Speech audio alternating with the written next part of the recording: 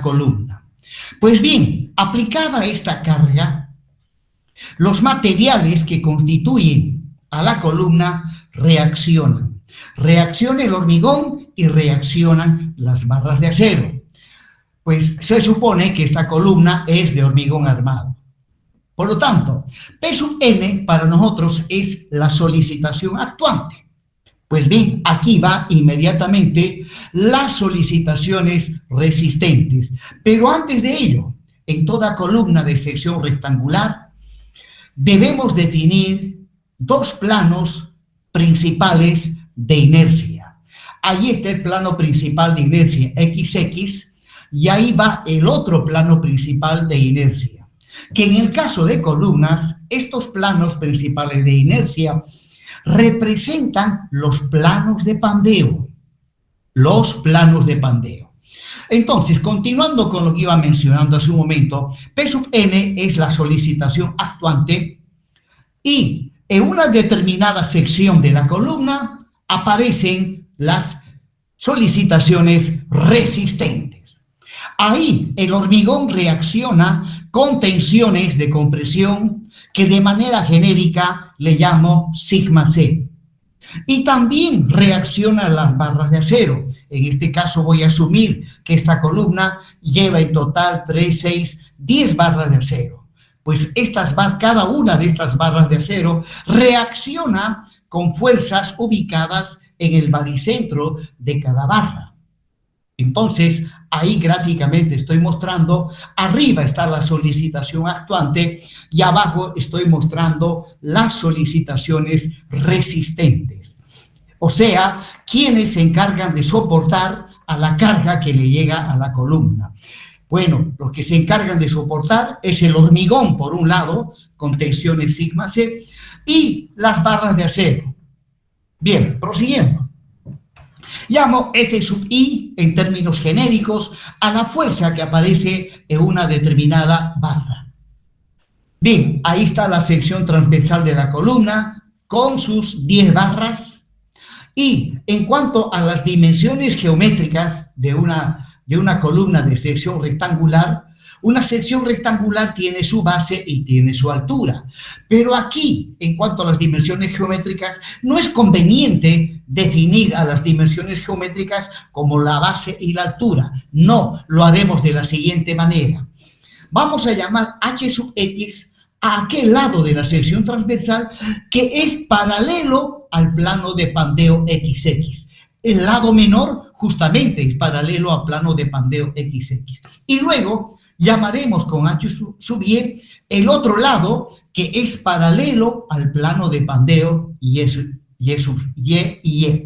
Bueno, ahora, en cuanto a columnas cortas se refiere, cuando vayamos a realizar el diseño de una columna, sea cual fuese el tipo de columna que estemos diseñando, lo primero que tenemos que hacer es determinar la esbeltez mecánica.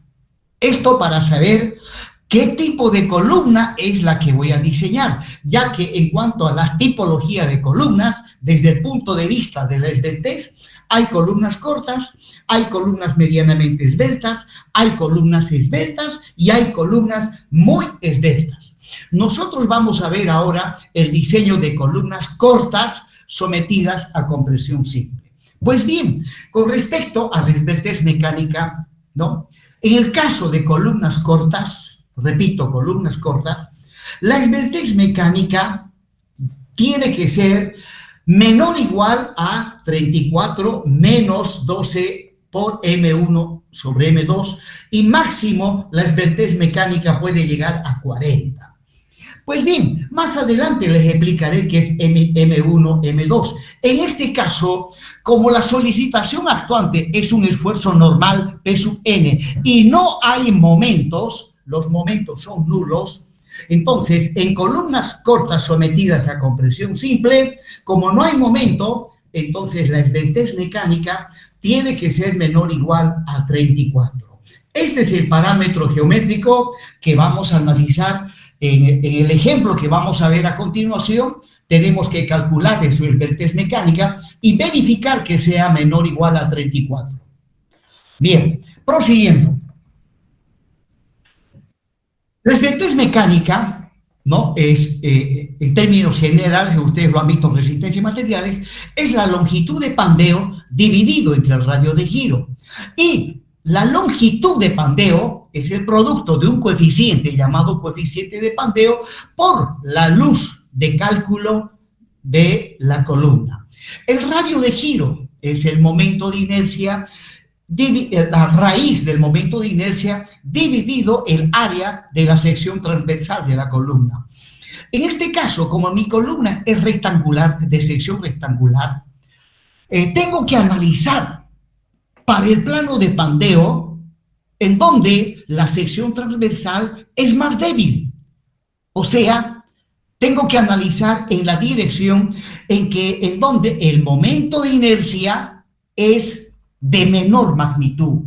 Pues en este caso, a simple vista, en la dirección del plano de pandeo XX, el momento de inercia ha de ser de menor magnitud, ya que en este caso la base es el lado más largo y la altura es el lado más corto. De ahí que digo que el radio de giro, en este caso, tiene que ser el radio de giro con respecto al plano de pandeo XX. Y eso es igual a la raíz del momento de inercia con respecto a ese plano dividido el área de la sección transversal. Bueno, entonces el momento de inercia es, para la sección rectangular, es base por altura al cubo sobre 12. La base es el lado más largo y la altura es h sub x elevado al cubo dividido entre 12. Bueno, dije que P sub n es la solicitación actuante. Y ahora, en cuanto a las solicitaciones resistentes, ¿no? Tenemos por un lado al hormigón con sus tensiones sigma c y a las armaduras donde en cada barra aparece una fuerza F sub i. Pues bien, voy a encontrar la resultante de estas solicitaciones resistentes. Por un lado, voy a calcular la resultante de las fuerzas que aparecen en cada barra. A esa resultante le voy a llamar N sub S. Luego, también voy a encontrar la resultante de las tensiones de compresión en el hormigón.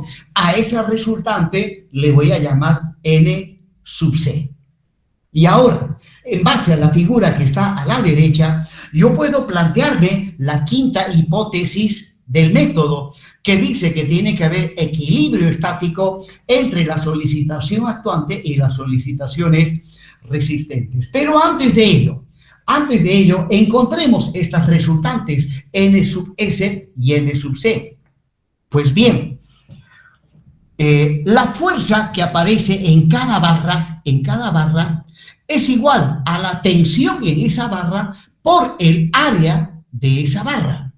Esta es una formulita que viene de resistencia de los materiales, que en principio dice que la tensión es igual a fuerza sobre el área. De ahí estoy despejando la fuerza.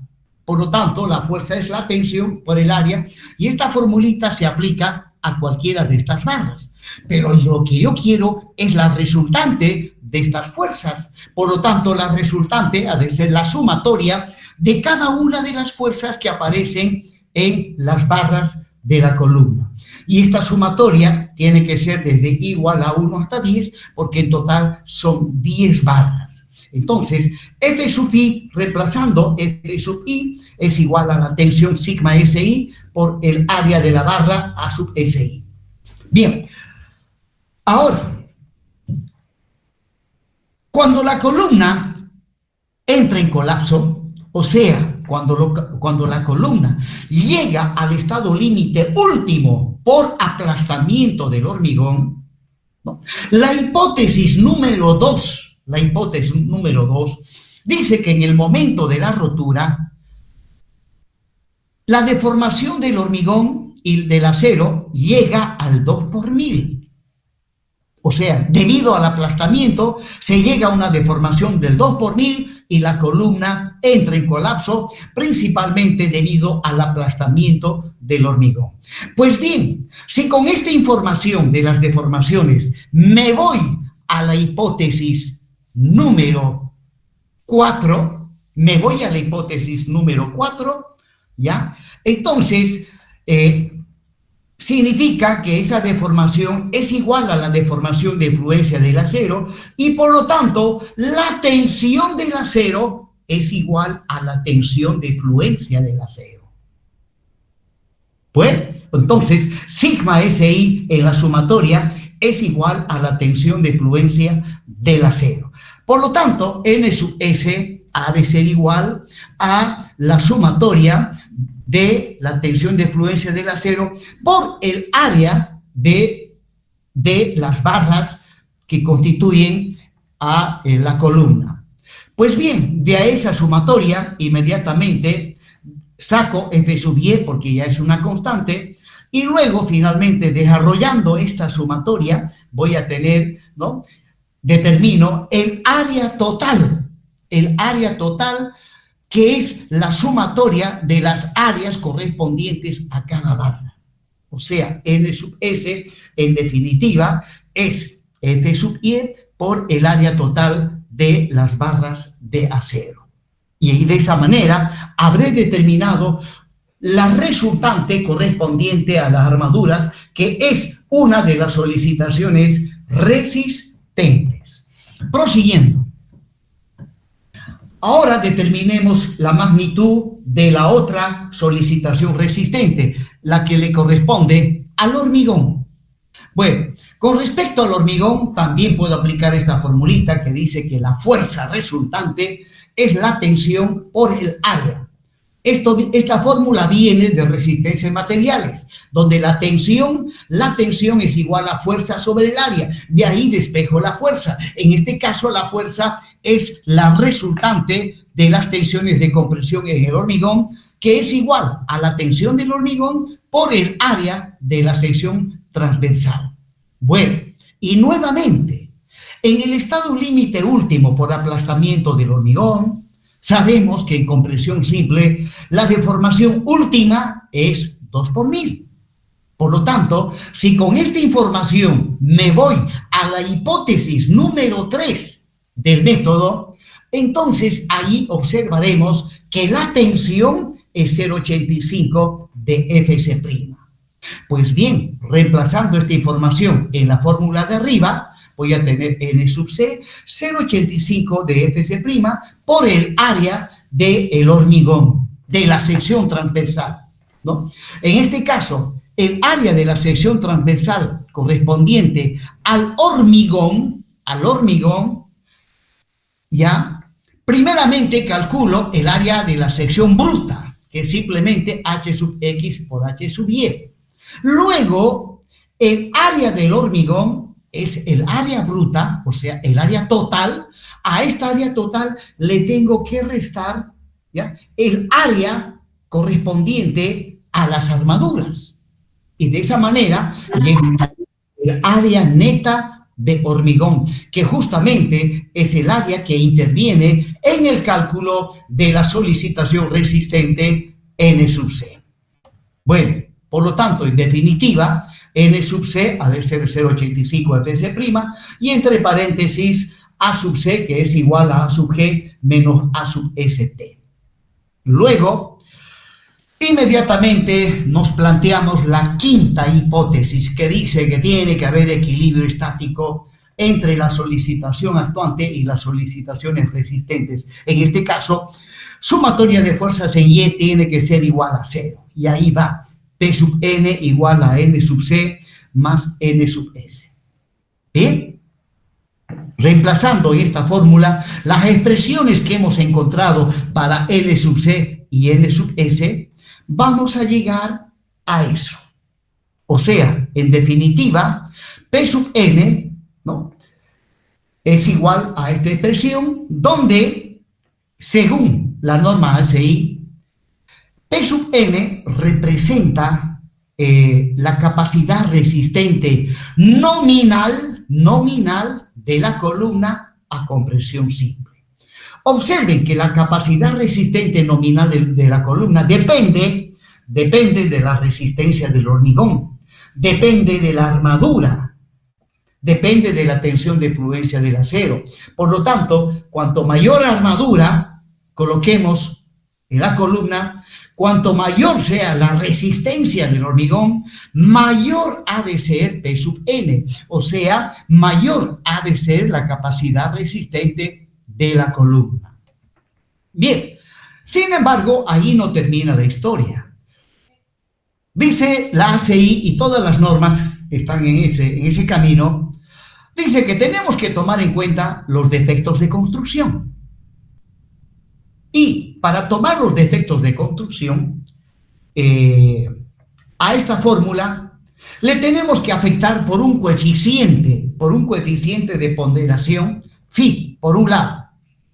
Luego dice que en el caso de compresión simple, debemos tomar en cuenta la realidad de que la solicitación actuante, por muchísimas razones, no queda ubicado justo en el baricentro de la sección transversal. P sub n queda ubicado de manera tal que queda fuera del baricentro, o sea, aparece una excentricidad y como consecuencia de esa excentricidad, la columna no trabaja a compresión simple, sino que aparece un momento y al aparecer un momento estaría trabajando ya no a compresión simple, sino a flexión compuesta. Pues bien, para tomar en cuenta a esta última fórmula, le aplicamos un coeficiente para reducir la capacidad resistente en un 20%. O sea, a P sub n, primero lo afectamos por un coeficiente de ponderación para tomar en cuenta los defectos de construcción y luego lo multiplico por 0,8, eso implica reducir P sub n en un 20% para tomar en cuenta la incertidumbre en cuanto a la ubicación de la carga de compresión simple. Por lo tanto, multiplicando ambos miembros de la ecuación de P sub n por 0,8 y por phi, llego finalmente a esta expresión, donde P sub u es la carga última. La carga última o la máxima capacidad resistente de la columna, tomando en cuenta los defectos de construcción, tomando en cuenta la incertidumbre en cuanto a la ubicación de la fuerza normal de compresión. Bueno, ahora esta es la formulita que vamos a utilizar para diseñar una columna corta a compresión simple. Para utilizarla, lo más cómodo es despejar de esta fórmula A sub st. Hay que despejarlo. Bueno, yo lo he hecho algebraicamente y he llegado a esta expresión. Ustedes practiquen y despejen y obviamente van a llegar a esta expresión. De ahí que yo utilizo directamente esta fórmula que me permite determinar de manera directa la armadura total que debe llevar la columna. Y justamente eso es lo que esta fórmula es la que vamos a utilizar. Ahora, un pequeño comentario aparte. Decíamos que para que la columna sea corta, la esbeltez mecánica tiene que ser menor o igual a 34. Eso dice la norma ACI. La norma europea, o sea, la norma del Comité Europeo del Hormigón, dice que para que una columna sea corta, la esbeltez mecánica tiene que ser menor o igual a 35. Como podrán ver, hay una pequeña diferencia entre la ACI y la norma del Comité Europeo del Hormigón. Eso simplemente como un comentario para conocimiento de ustedes.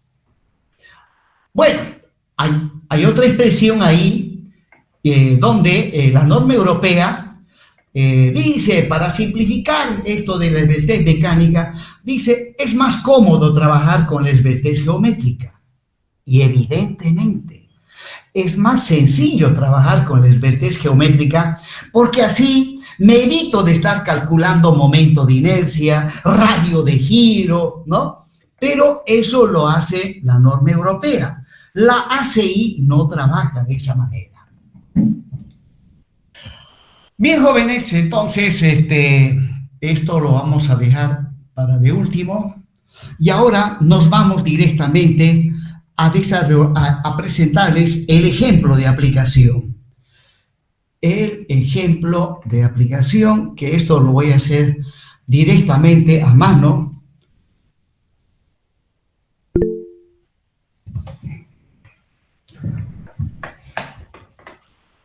Muy bien.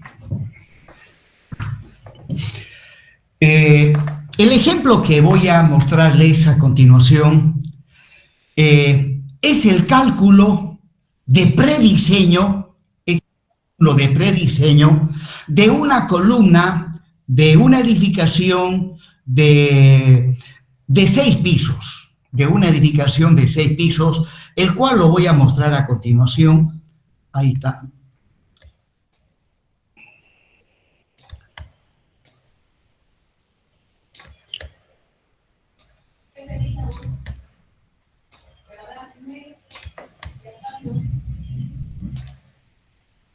Bien, entonces, ahí van 2 pisos, 3 pisos, 4 pisos, 5 pisos y 6 pisos, ¿no? Asumo que las columnas apoyan sus fundaciones y en principio se puede asumir que el apoyo de las columnas de planta baja son empotrados. Y nosotros vamos a diseñar la columna que está justo en el centro. Esta columnita es la que vamos a diseñar. Para ello necesito conocer la configuración en planta de esta columna, la configuración. Pues bien, voy a dibujar en planta uno de los pisos o entrepisos de este edificio. Visto en planta, voy a tener esta configuración. Esta es una vista en planta y voy a suponer que el entrepiso está constituido por una losa de hormigón armado de espesor igual a 15 centímetros.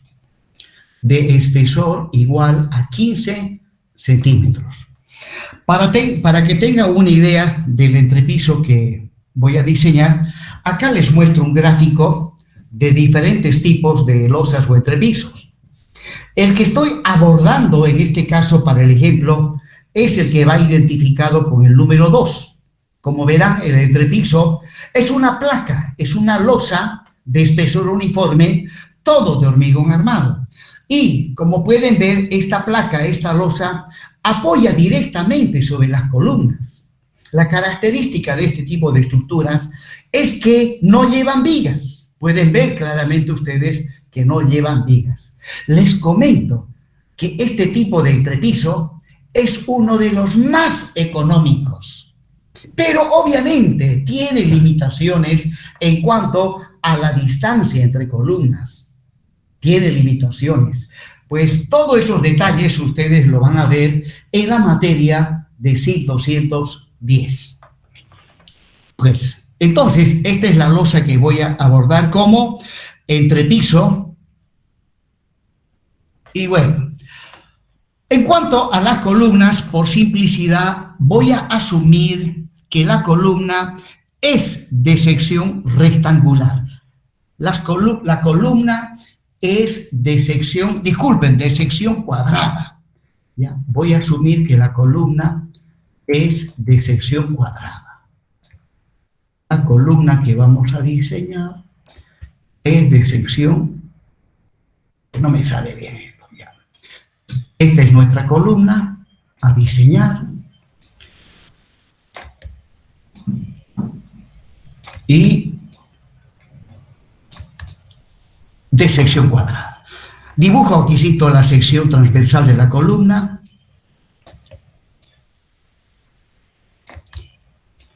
Por lo tanto, si este es el plano de pandeo, este es el plano de pandeo que le llamo XX, y este es el plano de pandeo que le voy a llamar el plano de pandeo Y. Entonces, para la columna de sección cuadrada que estoy considerando,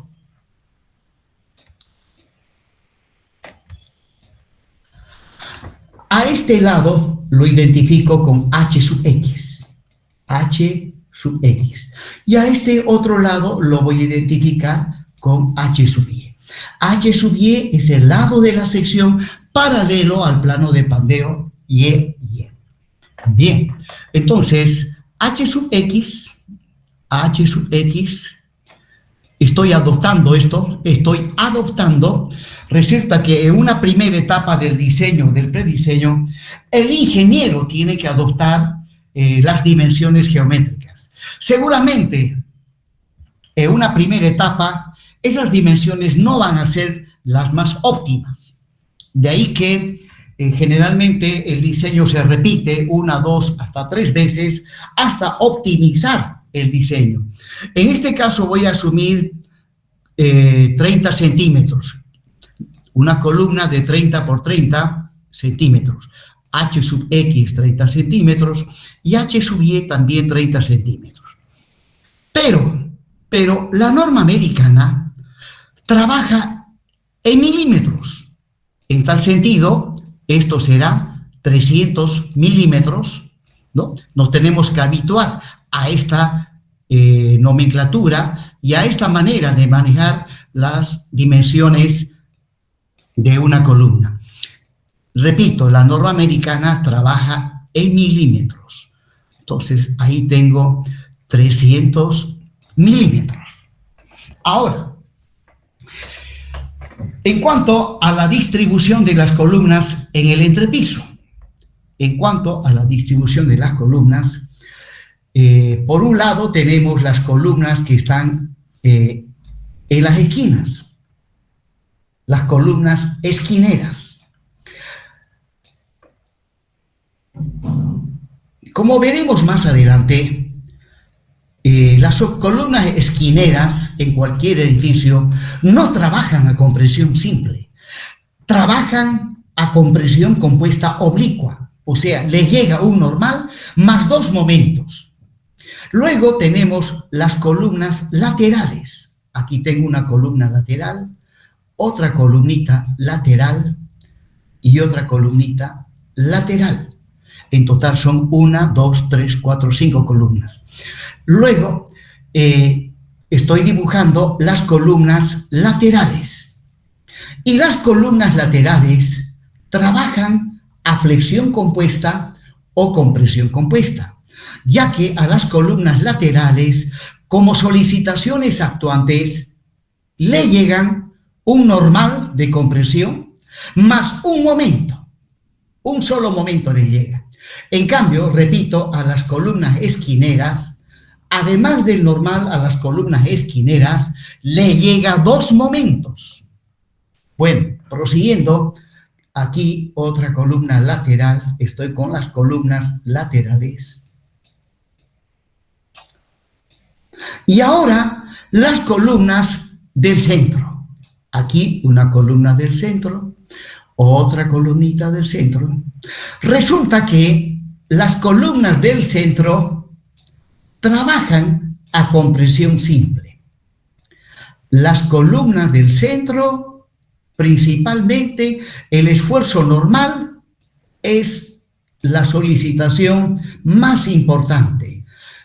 También aparecen momentos flectores, pero los momentos flectores son bastante pequeños. Estoy hablando de las columnas centrales. Muy bien. Ahora, en cuanto a las dimensiones geométricas, ya,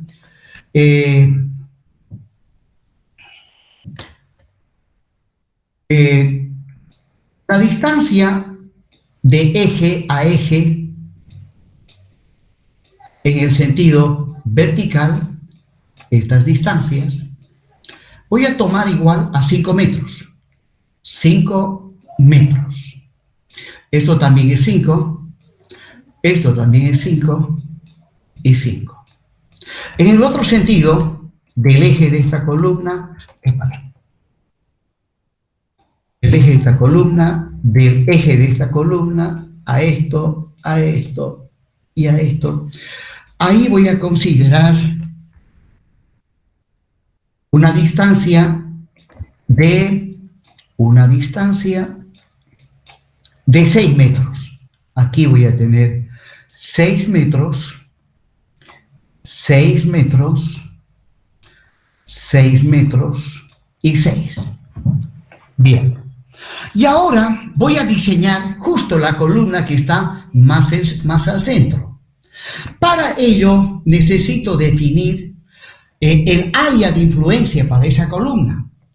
Se supone que las cargas van a actuar sobre el entrepiso, ¿no? El peso de las personas, el peso de los muebles, en fin, en cada piso ha de haber cargas. Una de esas cargas es el peso propio del entrepiso, y luego el peso de las personas. Esas cargas se asume que están uniformemente distribuidas en toda la superficie del entrepiso. Repito, se asume que esas cargas se encuentran uniformemente distribuidas en toda el área del entrepiso. Bien, ahora, como voy a diseñar la columna del centro, necesito definir las dimensiones del área de influencia correspondiente a esa columna, o sea, esta área, ya que toda carga que le llegue a esta área ha de ir directamente a la columna que vamos a diseñar.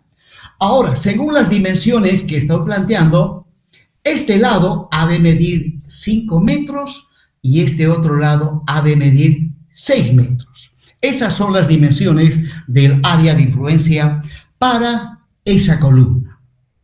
Luego, en cuanto a las cargas, voy a asumir que el peso unitario de la losa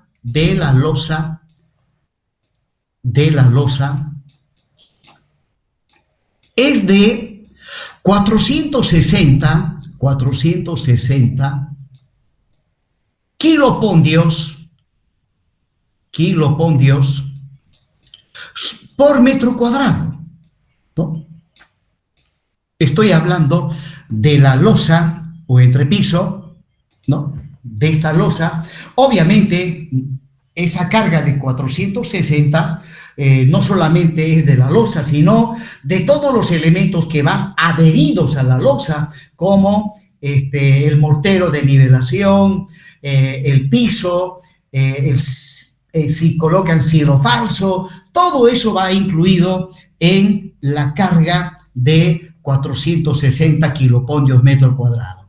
Bueno, estas son unidades del sistema técnico y esas unidades prácticamente en el ámbito de los ingenieros que trabajan afuera ya pasó a la historia, pero lamentablemente la Gabriel se quedó atrasado en la historia y lamentablemente aún todavía muchos docentes siguen trabajando con este sistema prehistórico, así le llamo yo, siendo que afuera se trabaja con el sistema internacional. Pues bien, trabajando con unidades del sistema internacional, el peso unitario de la losa es 4,6 kilonewtons por metro cuadrado. Luego, el peso de las personas y muebles. El peso de las personas y muebles, lo voy a anotar acá, el peso unitario de la sobrecarga, así le vamos a llamar, de la sobrecarga, es, según norma, es de 200 kilopondios por metro cuadrado. Bueno, acá también, en cuanto a las unidades del sistema técnico, muchos En vez de utilizar kilopondios, utilizan kilogramo. Pues eso está recontra mal. Aquí estamos manejando cargas, estamos manejando fuerzas, ¿no? No estamos manejando masa, no estamos manejando cantidad de materia. La cantidad de materia se mide en kilogramos. Las cargas, las fuerzas se miden en kilopondios. Bueno, esto mismo en unidades del sistema internacional nos da 2 kilonewtons por metro cuadrado. Por metro cuadrado. Ahora, si las dimensiones del área de influencia, un lado mide 5, el otro 6, 5 por 6, aquí hay 30 metros cuadrados. 30 metros cuadrados. Por lo tanto, si quiero saber la carga total que le llega a la columna debido al peso de la losa, simplemente 4,6 por 30. Si quiero saber la carga total que le llega a la columna debido a la sobrecarga, pues multiplico 2 por 30. Por lo tanto, a la columna de planta baja que vamos a diseñar,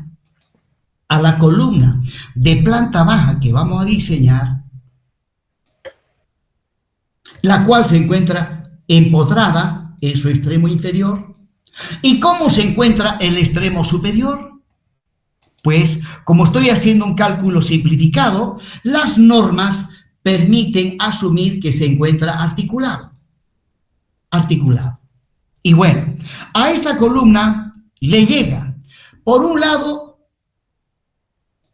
la carga debido al peso unitario de la losa, que le voy a llamar N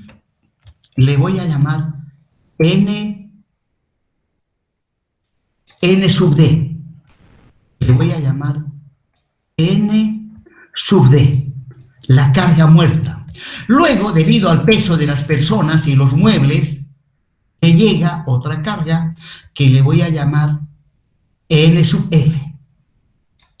N sub L. Pues bien, ¿cuánto vale N sub D?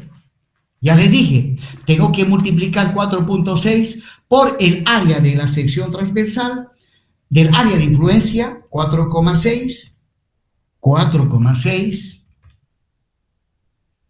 por 30, me sale 138 kilonewtons. Pero eso es lo que le llega de un piso. Este edificio tiene 1, 2, 3, 4, 5, 6 pisos. Por lo tanto, este valor de 138 que he hallado, lo tengo que multiplicar por 6. Lo multiplico por 6 y llego a obtener que N sub D,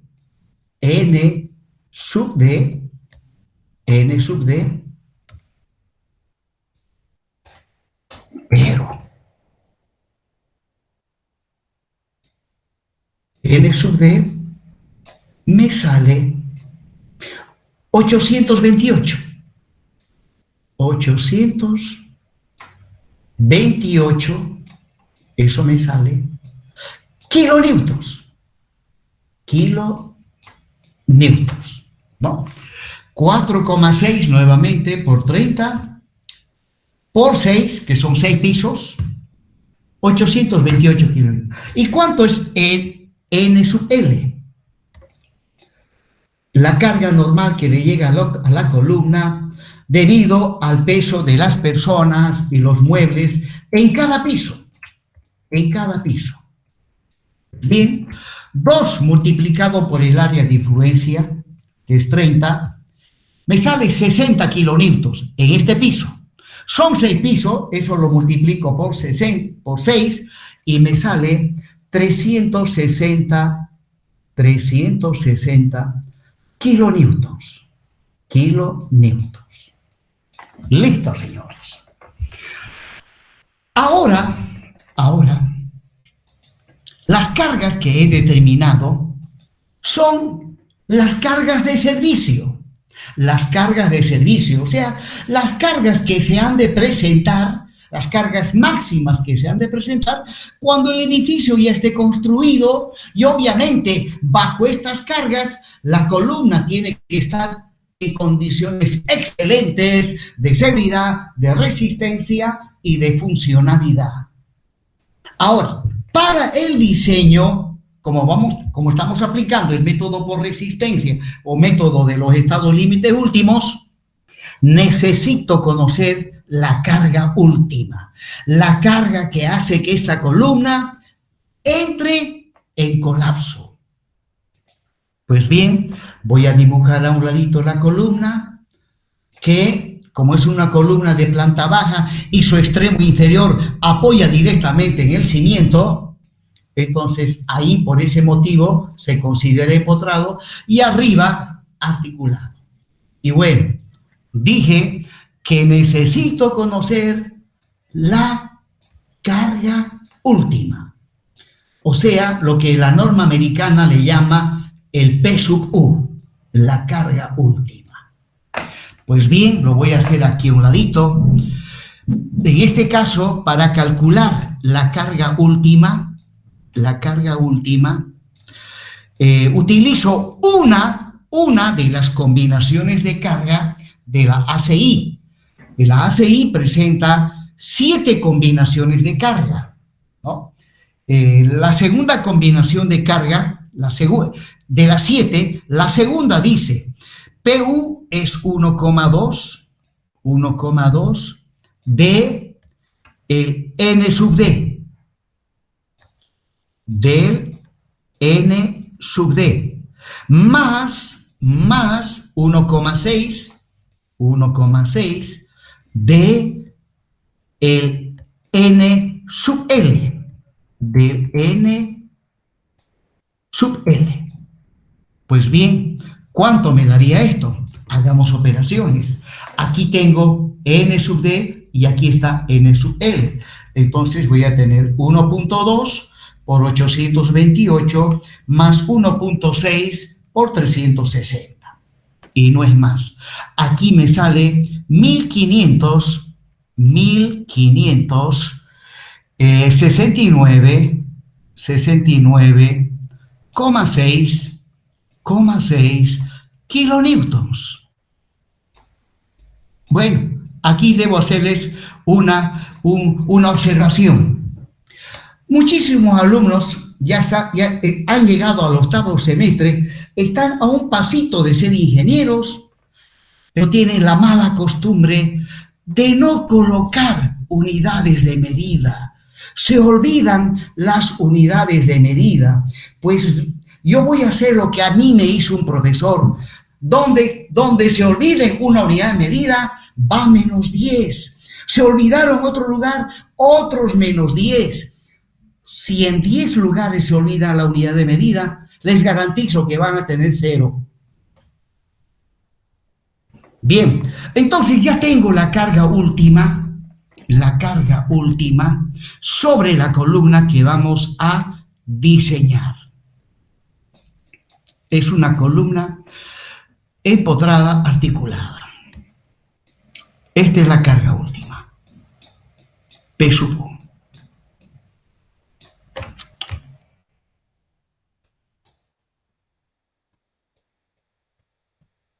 Y la fórmula.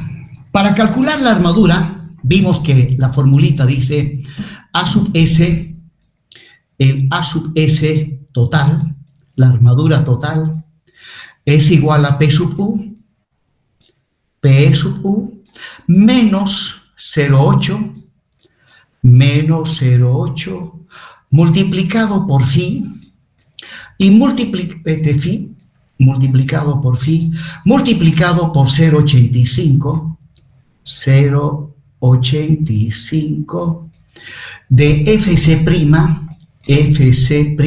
la resistencia especificada del hormigón, por el área de la sección bruta A sub G, y todo esto dividido entre 0,8 multiplicado por phi, abro paréntesis, tensión de influencia del acero, menos 0,85 de FC'. Muy bien, esa es la fórmula. Bueno, para aplicar la fórmula necesito definir el valor de Fc'. El valor de Fc'. La resistencia del hormigón a compresión simple. Pues voy a suponer que es un H25. Un H25. ¿Qué significa eso? Que la resistencia del hormigón a compresión simple es igual a 25 megapascales. 25 megapascales. Luego, vamos a suponer que el acero que hay en nuestro medio, ya viene identificado de esta manera. Por ejemplo, dice Belgo, de la línea Belgo 500 barra S. ¿Qué significa esto? Que la tensión de fluencia del acero, es de 500 megapascales. ¿No? Ya les dije, afuera, el pueblo trabaja en unidades del sistema internacional y los académicos de la U trabajan con el sistema técnico. La verdad que da risa eso. El pueblo está más adelantado que la universidad. ¿Qué tal? Bien, jóvenes. Ahora, les dije que la norma americana trabaja en newtons principalmente y en milímetros. Pues eso vamos a hacer acá. El valor de P sub U, que ya lo hemos calculado, la carga última.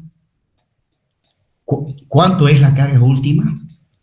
Aquí está, 1569.6, 69.6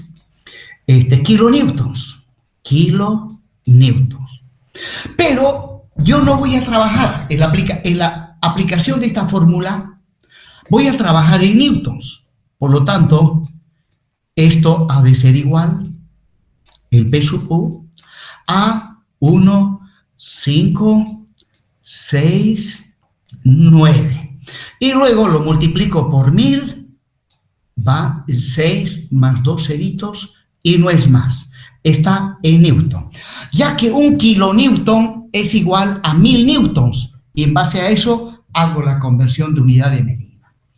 Luego, ¿qué más tenemos? El A sub G, el área de la sección bruta. Esto ya lo hemos calculado. Si ustedes recuerdan, esto ha salido 9 por 10 elevado a la 4, 10 elevado a la 4 milímetros al cuadrado.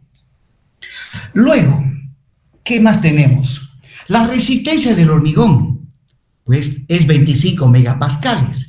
Resulta que Fc', esto es igual a 25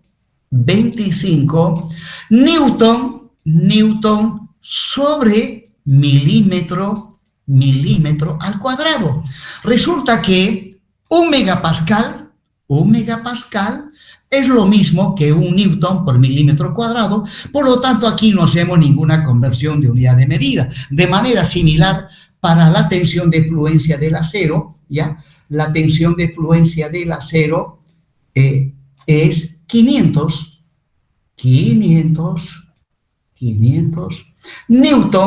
newton sobre milímetro al cuadrado. Ahora, para el diseño de esta columna a compresión simple, en cuanto a la tensión de fluencia, yo tengo que trabajar con una tensión de fluencia no de 500, de 420. Alguien me dice, ¿por qué tengo que trabajar no con 500, sino con 400? Disculpen, 420. Repito, he hecho una pregunta. ¿Por Es qué no porque trabaja? el hormigón falla antes, ingeniero. ¿Cómo? No le escuché, por favor, repita. Es porque el hormigón falla antes. El hormigón falla antes. Es por el El acero 2% por sería, mil. el acero es el que no llega a esa capacidad de 500 newtons sobre milímetro al cuadrado. Llega Sí, hasta 420. evidentemente. En el momento de la rotura, el acero no llega hasta este valor, llega tan solamente hasta 420 debido a la deformación máxima, que es 2 por mil. Si la deformación fuera más del 2 por mil, seguramente ese acero llegaría hasta 500, pero no. El acero, cuando el hormigón falla por aplastamiento con una deformación de 2 por mil, el acero está trabajando a 420. Bien, jóvenes, ahora hay un coeficiente, el coeficiente de ponderación phi. Este coeficiente de ponderación, como veremos más adelante, en el caso de vigas, vale, vigas que trabajan a flexión simple, vale 0,9. En el caso de columnas, vale 0,65. Entonces, como estoy diseñando columna, al coeficiente de ponderación le doy este valor. Bien, jóvenes, por favor, agarren su máquina de calcular, reemplacen, aquí están todos los datos, y me calculan, por favor, inmediatamente cuánto da la armadura total.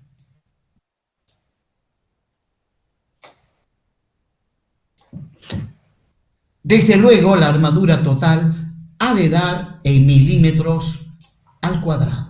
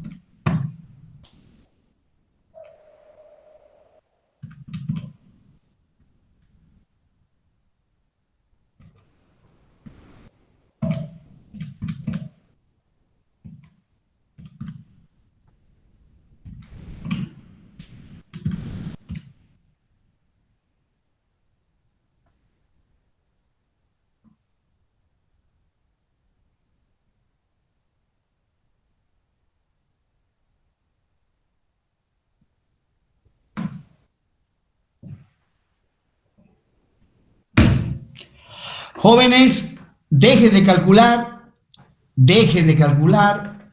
Hay un error que hemos cometido o que yo he cometido. Ustedes también, porque junto con ustedes estoy resolviendo esto. Alguien me dice, ¿qué error? El N sub D, ingeniero, se olvidó, parece, de la columna, aumentarle. Correcto. He tomado en cuenta el peso propio del entrepiso, pero no he tomado en cuenta que sobre esta columna hay otras columnas que están encima. Me he olvidado tomar en cuenta el peso de las columnas, 1, 2, 3, 4, 5, incluyendo ella, son 6 columnas. 6 columnas. Entonces, pues al valor de n sub d, aquí está, dice n sub d es 828. A eso le tengo que, pues, añadir el peso de las columnas. Entonces, vamos para adelante. Respecto al peso de las columnas, tengo lo siguiente. Miren, esta es una losa. Más abajito viene otra losa de 15 centímetros de espesor, ¿no? Y esta es una de las columnas. Esta es una de las columnas. Ahora, la columna de planta baja, acá abajo está empotrado. Empotrado. Y luego, las distancias que he planteado acá, estas distancias, a momentico, no he planteado ninguna distancia en cuanto a la altura. Pues bien, aquí falta adicionar la distancia de eje a eje de los diferentes pisos hasta la fundación. Esta distancia, ¿no?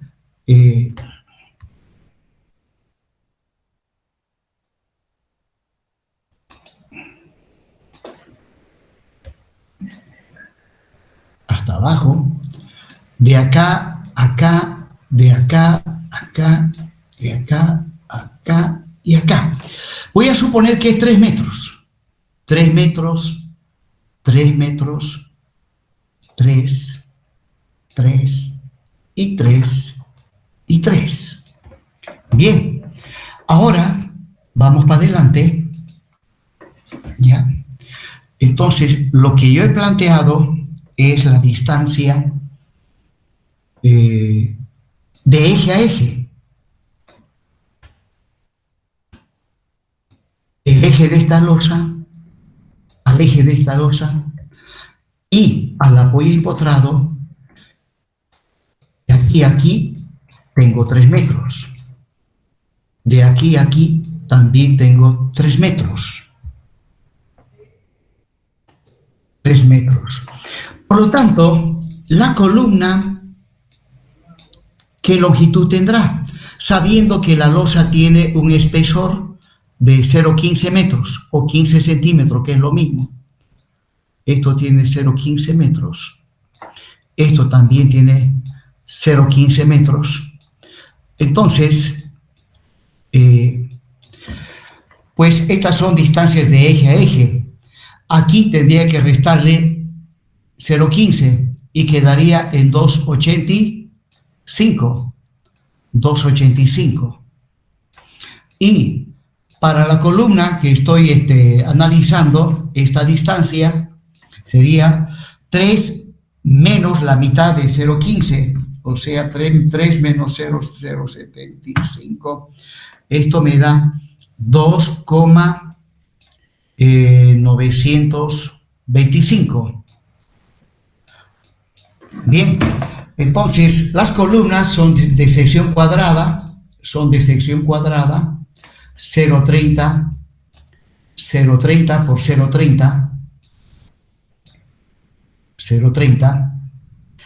Y bueno, sumando la altura de todas las columnas, ¿cuánto me daría? La longitud total de las columnas sería 2,95, 2,925, más hacia arriba, más 5 veces, hay 5 veces por 2,85, 2,85. Por lo tanto, desde el empotramiento, desde planta baja hasta arriba, la longitud total de las columnas me da 2,925 más 5 veces 2,85,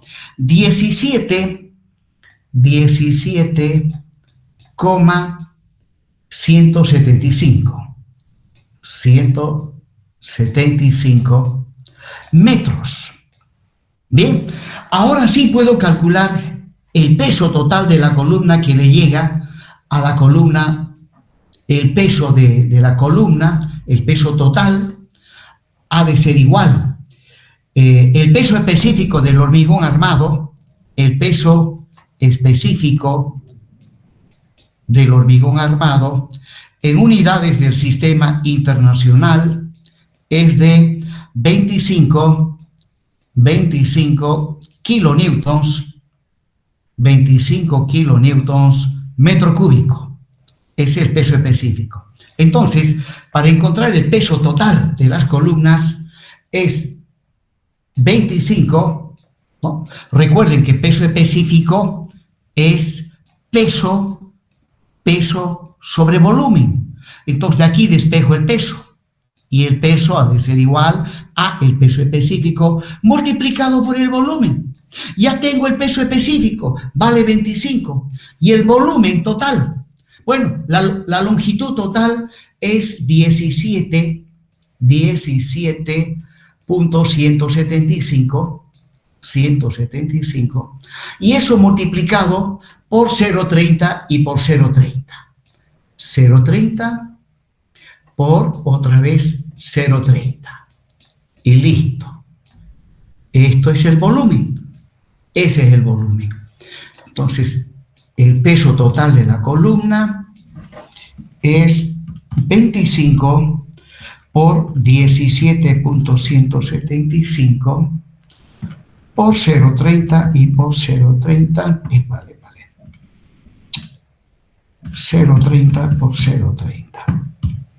Me sale 38,64 kilonewtons. 64 kilonewtons. 38,64. Con ese valor vuelvo para atrás ahora. Vuelvo para atrás. Y debo corregir el ND, ¿no? El N sub D definitivo es el peso propio de los entrepisos, que es 828, ¿no? Más el peso de las columnas, 38,64, más 38,64. 828 más 38,64 me da 866,64. Desde luego, esto está en kilonewtons. Entonces, aquí debo corregir. Esto está mal. Voy a tener 1,2 por ND, que es 866,64, más 1,6 por 360. Muy bien. Esto está mal. Lo correcto es 1615,97 kilonewtons. 1600. Pues bien, con esto nos vamos para aquí. Esto está mal. Es 1615,97 kilonewtons. Bueno, esto también está mal. Y en newton sería 6, otra vez el 1, 1601, el 5 y 970.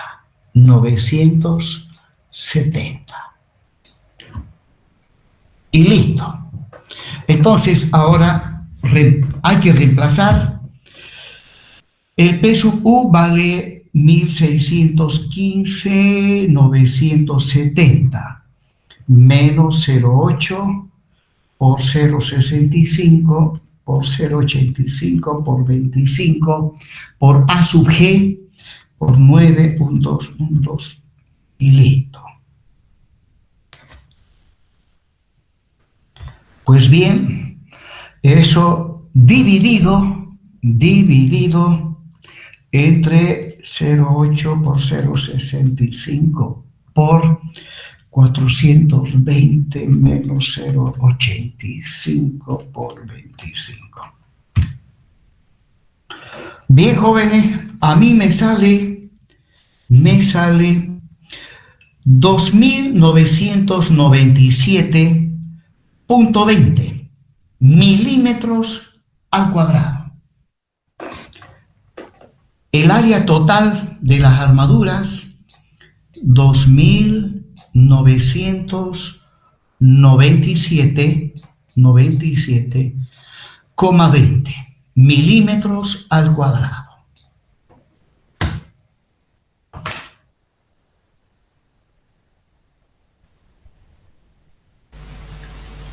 Ingeniero, a mí me sale 3085. 3085, ¿qué dicen los demás? Punto 75. ¿Ah? 3000, ¿cuánto dijo? 3085.75. Muy bien, 3085.75.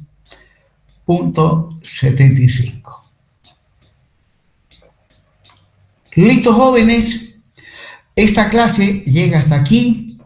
La siguiente clase vamos a, en base a este resultado, determinar cuántas barras y de qué diámetro y cómo se tienen que distribuir esas barras en la sección transversal de la columna, qué requisitos tiene que cumplir esa distribución, y desde luego también vamos a hablar de los estribos o la armadura transversal que debe llevar una columna. Eso lo vamos a ver el día miércoles. Disculpen, lunes.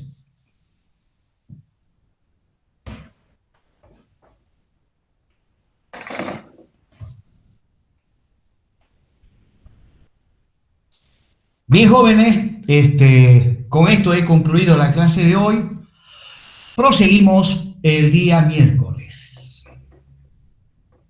Hasta luego, ingeniero. Hasta luego.